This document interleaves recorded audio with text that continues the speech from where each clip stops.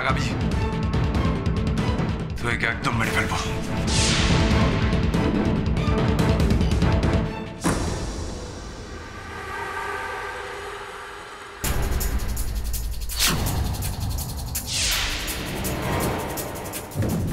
তার আগেই তোমার ব্যবস্থা আমি করব। বাচ্চাটাকে ছেড়ে দাও, ছেড়ে দাও বলছি। যা যা।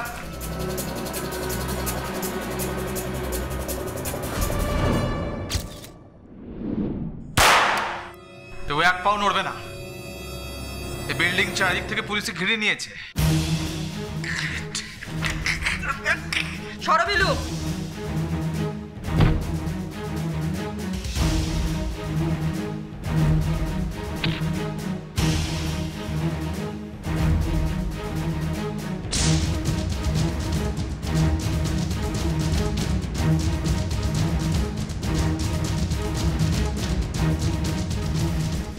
বাবলু সর সর সর। এই চল।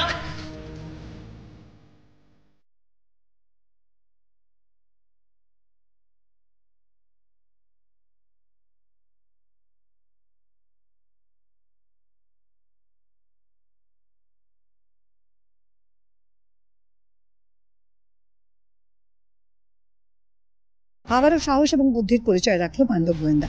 শহর জুড়ে দাপিয়ে বেড়ানো শিশু পাচার চক্রকে গ্রেফতার করা হলো তাদের জন্য। এই শিশু পাচার চক্র শুধুমাত্র কলকাতায় নয়, সারা ভারতবর্ষ জুড়ে সক্রিয়। ভারতবর্ষের এক প্রান্ত থেকে শিশুদেরকে পাচার করে অন্য প্রান্তে নিয়ে যাওয়া হতো এবং তাদের দিয়ে ভিক্ষা করতে বাধ্য করা হতো। আমরা এবং পুলিশ যথাসাধ্য চেষ্টা করছি যাতে ওরা নিজেদের সুস্থ জীবনে ফিরে যায় এবং তাদের পড়াশোনার জগতে ফিরে যায়। অরুণ, তোর কি মাথা খারাপ হয়ে গেছে? আরে তুই তো অন্তত ওকে বারণ করবি, এরকম রিস্ক কেউ নেয়। যদি একটা কিছু হয়ে যেত। আরে এ তো ভাগ্য ভালো যে বৃষ্টি দত্ত আমাকে ফোন করে জানিয়েছিল, তা না হলে তো একটা বিশাল বড় দুর্ঘটনা ঘটে যেত। স্যার, আমি কিন্তু এই বিষয়ে আপনাকে আগেও বলেছিলাম, আপনি প্লিজ এদের প্রত্যেককে রেস্ট্রিক্ট করুন, কারণ এদের জন্য কিন্তু আমাদের রেপুটেশন খারাপ হচ্ছে। না না না, রেস্ট্রিক্ট আমি ওদের করব না। I admire them. দেখো পাণ্ডব গোয়েন্দাদের আমি একটা কথা বলবো, অ্যাডভেঞ্চার ভালো, সাহস ভালো, কিন্তু তোমাদের আরো আরো রেসপন্সিবল হতে হবে। তোমাদের নিজেদেরকে প্রোটেক্ট করতে হবে। দেখো আজকে ওই ভাল্লুকটা নকল, যদি আসল হতো তাহলে তো একটা দুর্ঘটনা ঘটে যেত। তাই আমি তোমাদের বলবো যে তোমরা কিছু করার আগে অ্যাটলিস্ট আমাকে ইনফর্ম করবে, আমাদেরকে ইনফর্ম করবে। হ্যাঁ কাকু, তুমি একদম ঠিক বলেছো, আমরা পরের বার থেকে খেয়াল রাখবো।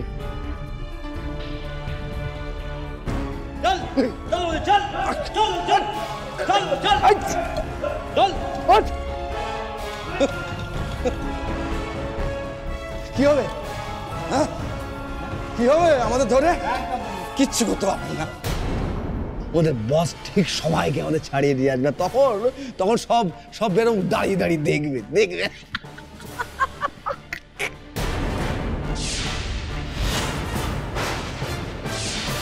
কোর্ট থেকে যখন ছাড়া পাবো না, আমাদের বস যখন ছাড়িয়ে নিয়ে আসবে, ঠিক ঠিক এইভাবে ঠিক এইভাবে তুই ওরকম কোমরে হাত দিয়ে দাঁড়িয়ে দাঁড়িয়ে দেখবি।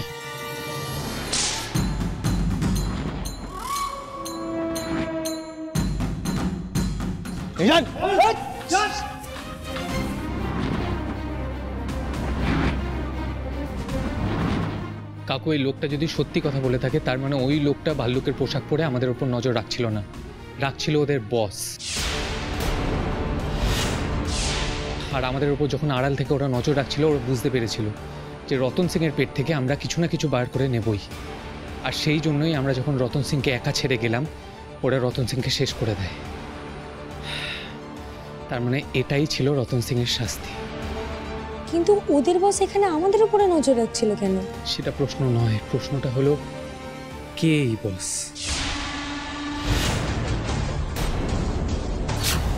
দেখো, সে যেই হোক, আমি শিওর একদিন বাবলু এবং এই পুরো পাণ্ডব গোয়েন্দা ওদেরকে ঠিক ধরে ফেলবে। বাবলু বিলু ভোলার বাচ্চু বিচ্ছু জুটে।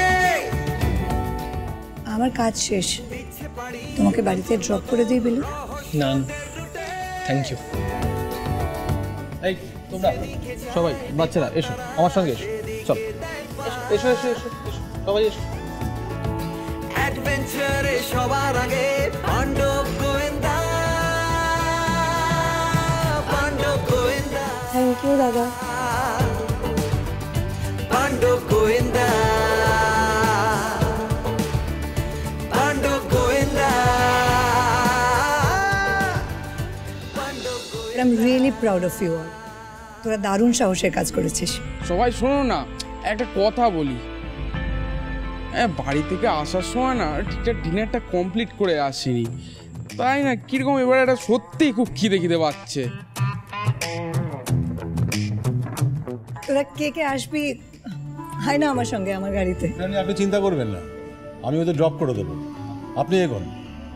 Alright, by. আচ্ছা কাকু, বলছি ওই রতন সিংয়ের কাছে পাওয়া নোটগুলো, ওইগুলোর কোনো রিপোর্ট এখনো আসেনি? ওগুলো ফেক কারেন্সি। বাইরে তোমায় বলা হয়নি, ওই মিত্তির বাড়ির বাগান বাড়িতে যে নোটগুলো পাওয়া গেছে আর এই নোটগুলোর সিরিয়াল নাম্বারটা ম্যাচ করে গেছে। এক minute. Hello, are you sure? হ্যাঁ হ্যাঁ, বাবলু চলো। বাবলু, বাবলুদা না কাকু, চলো। বলছিলাম কাকু আপনি বেরিয়ে যান, আমি একটু হেঁটে হেঁটে আসতে চাই। কি বলছো, কি হেঁটে যাবে এতটা রাস্তা? না না, একসাথে এসেছি যখন একসাথেই ফিরবো। আরে না না কাকু, আমি বলছি কি আমার একটু মাথায় হাওয়া লাগানো দরকার, খুব টায়ার্ড, আমি হেঁটে বাড়ি ফিরবো প্লিজ। তাহলে আমরাও কিন্তু হেঁটে যাব। হ্যাঁ আমরাও। মানে কোনো মানে আছে? আবার গাড়ি থাকতে হেঁটে যাব কেন? এই জাল নোট আর ওই জাল নোটের সিরিয়াল নাম্বার 1।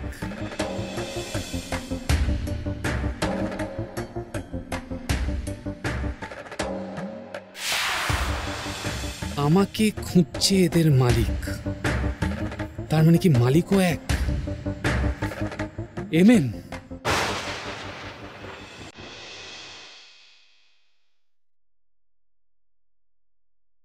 আরে বাবা, পেছন থেকে এমন ভাবে মুখটা চেপে ধরলো না, একটা আওয়াজ করতে দিল না, জানো তো? হ্যাঁ, কি হলো, মিষ্টি গন্ধ। ক্লোরোফর্ম।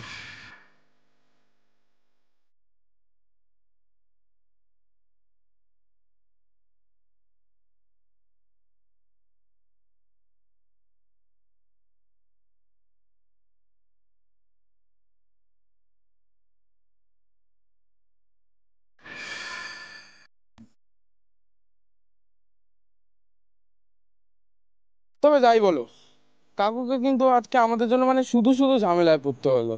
কাকু কিন্তু আজ বেশ ভয় পেয়েছে। সবাই কি তোর মতো ভীতু নাকি? আরে কাকুই তো আজকে গল্পের হিরো, দেখলি না ভিলেনের মাথায় কেমন পিস্তল থেকে শায়েস্তা করে দিল। বাচ্চাটাকে ছেড়ে দাও, ছেড়ে দাও বলছি। এবার আমার আর বিচ্ছুর আরো ঝামেলা বাড়বে। এবার থেকে বাবা সব সময় আমাদের সাথে আসতে চাইবে, কি যে হবে। এবার থেকে দেখবি বোধহয় আমাদের অফিসে গিয়েও বসে থাকবে। বুঝতেই পারেন, কারণ দেখছি যে আমাদের অফিস এমনিতেই অনেকেরই ভালো লাগে, সে আমাদের কাকু হোক বা ওই রতন সিং। নইলে এত জায়গা থাকতে বেটা আমাদের অফিসে এসে লোকাতে হয়। কারেক্ট। আচ্ছা বাবলুদা, রতন কার থেকে লুকাচ্ছিল বলো তো? ভাল্লুক। রতন সিং জানতে পারে যে ওরা বাচ্চা কিডন্যাপ করে এবং রতন সিংকেও সেই কাজেই লাগানোর চেষ্টা চলছে, আর সেই জন্যই ও পালায়।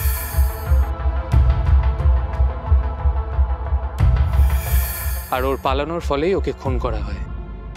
কারণ যে রতনকে ফিট করেছিল সে ভেবেছিল রতন হয়তো আমাদের সব কিছু বলে দেবে।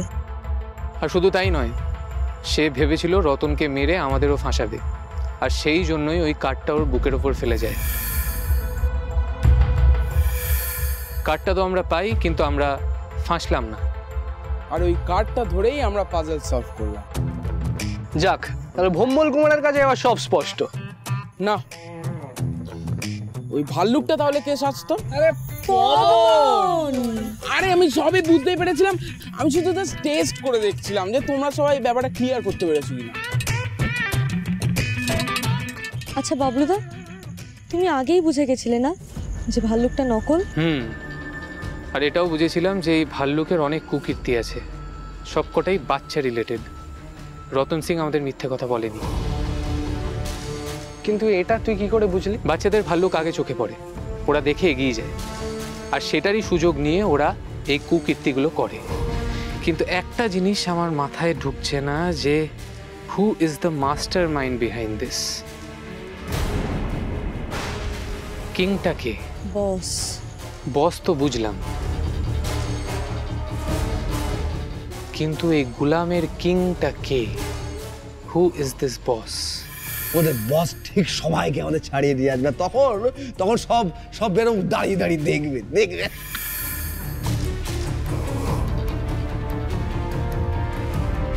বাবলুদা, শিগগিরই এসো। আবার কি?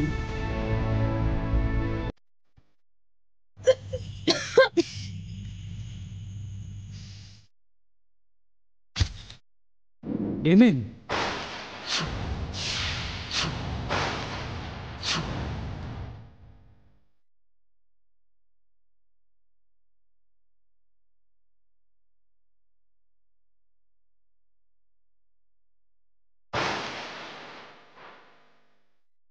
মুখোশ? ভাল্লুকের খোলস। সাবাস বিচ্ছু, সাবাস। এই গন্ধটা কি করে মিস করে গেলাম আমরা? এমএম, ভাবলি তো তুমি হাসছো। অসীম কাকু আমাদের কি বললো ভম্বল? রতন সিং এর কাছে যে নোটগুলো পাওয়া গেছে তার সিরিয়াল নাম্বার ম্যাচ করছে সেই জাল নোটগুলোর সঙ্গে, যেটা আমরা জয় মা দুর্গা ফার্মাসিউটিক্যালসের কেসে উদ্ধার করেছিলাম নিক্তিরদের বাগান বাড়ি থেকে। এই সন্দেহটা আমার অনেকদিন ধরেই হচ্ছিল। ওদের সমস্ত জাল ওষুধ আর জাল নোটের কারবার আমরা নষ্ট করে দিই, তার ফলে ওরা আমাদের ওপর নজর রাখছিল। বাচ্চা, তুই জিজ্ঞেস করছিলি না আমাদের খবরটা ফলাও করে ছাপানোর পরেও কেন ওরা আমাদের ওপর নজর রাখছিল? The answer my friend is revenge. ওরা আমাদের ওপর প্রতিশোধ নিতে এসেছিল। তার মানে আমাদের আজকে রিস্কটা কতটা বেশি ছিল কেউ আন্দাজ করতে পারছিস? আর যদি বৃষ্টি আন্টি পুলিশকে খবর না দিত তাহলে কিন্তু আমরা বড় বিপদে পড়তাম। ঝুঁকি তো আজ থেকে আমাদের আরো বেড়ে গেল বিলি। আচ্ছা, আপাতত এই বিষয়টা আমাদের মধ্যেই থাক। আর একটা কথা, আমাদের আসল রহস্য অভিযান শুরু হলো আজ থেকে। এমএম এর সাথে খেলা জমে যাবে।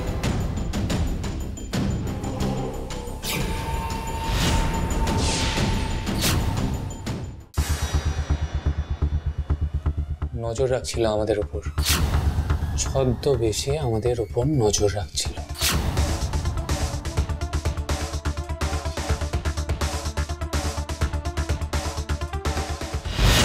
কিন্তু আজকের লড়াই জিতে গেল পাণ্ডব গোয়েন্দা।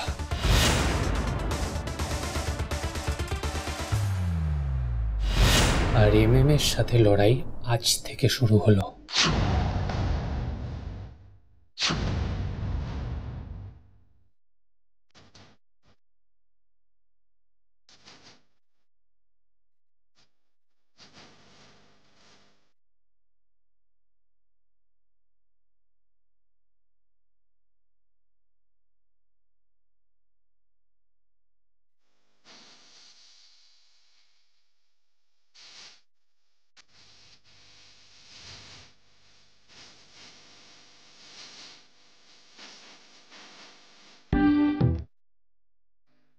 যা 12টা বেজে গেছে না, ওদের তো ফোনটাও করা হয়নি। ফোনটা করি আগে। বাবলুদা,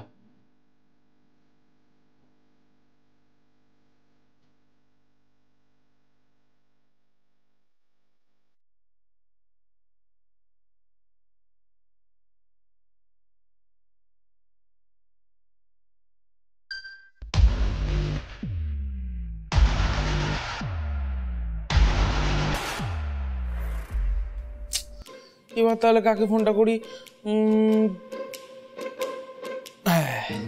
বাচ্চু থেকে করি।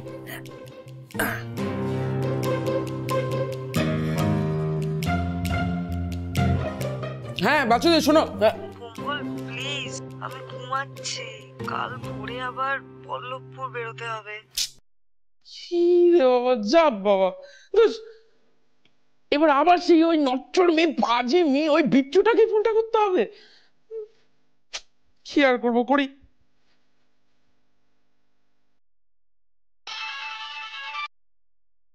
কি ব্যাপার ভঙ্গল দাস? এই এত রাতে কি চাই রে তোর? কি আবার চাই? কিছু না, তুই ফোনটা ধর, আমি বিলুদাকে লাইনে নিচ্ছি।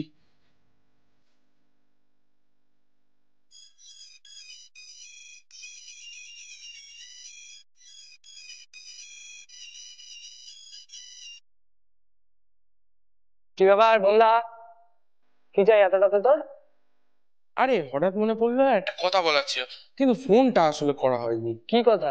আরে সেটা বলতেই তো বাচ্চুদেরকে ফোনটা করলাম, কিন্তু সে যে কি সব বলে বলে আর ফোনটা রেখে দিল। ওটা তো একটা একেবারে লেডি কুম্ভকর্ণ। মানে আমি বাড়ি ফিরলাম, বাড়ি ফিরে খেলাম দিলাম, ফ্রেশ হলাম, মায়ের সাথে কত গল্প করলাম, তারপর ঘরে এসে দেখি যে উনি নাক ডাকছেন। আর সে নাক ডাকার এমনই হিড়িক, মানে বললে বিশ্বাস করবি না, আমি এখনো পর্যন্ত ব্যালকনিতে। আচ্ছা যাকে, ওসব কথা ছাড়, কি জানো তুই বলছিলি? তুই আমায় বল, আমি কালকে বলে দেবো ওকে। আরে ওটা বলতেই তো বাবলুদাকেও ফোন করলাম, কিন্তু তার কথা বাদ দাও, সে তো ফোনই ধরলো না। আসলে কি বলতো, বাবলুদা এমএম এর মুখোশটা পাওয়ার পর থেকে এতটা ডিস্টার্ব হয়ে গেছে। সত্যি বাবা, কে যে এমএম কে জানে, মানে প্রত্যেকটা কেসের সঙ্গে জড়িত। বাচ্চা চুরি, জাল ওষুধ, জাল নোট, আরো কি কি কেসের সঙ্গে জড়িত কে জানে। বেটাকে যদি বাগে পাই না, উল্টো করে রামপাট পেটাম।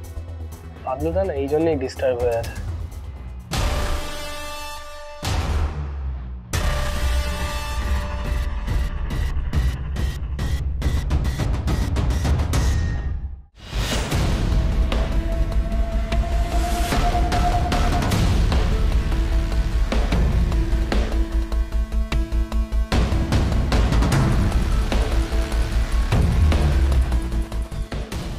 বছর বাবা, 6 years, 6 বছর আমি তোমার জন্য অপেক্ষা করেছি, কিন্তু আই প্রমিস ইউ বাবা,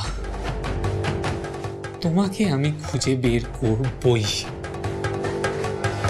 আর খুঁজে বের করব এই এমএম কে।